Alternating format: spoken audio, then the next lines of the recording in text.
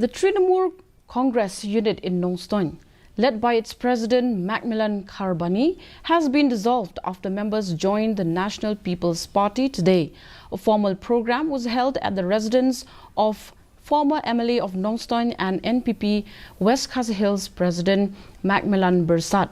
The former TMC leaders said they joined the NPP due to the party's strong leadership.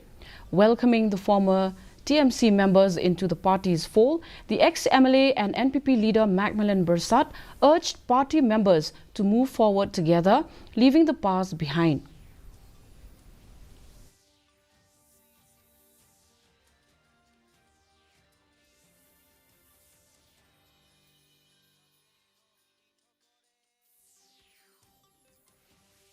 Kapapandong yang barang trisitom ba ya kapati bibi kolong ba na unong ya lam barang ba adu juga parti national president pada sang ba baru ba pastor kidar kata kacing ik kapag pa yung Nongstoin di kapag ka Nongstoin haga jingram election kidom kiong ba ngin penterkong ni ka Nongstoin ba ngin khwach ko kiong na hadin balawan kacing kan kiong ba mak trisitom ka tim Nongstoin trisitom pakat ya kita di papen EU so ngin pai cuma cata. In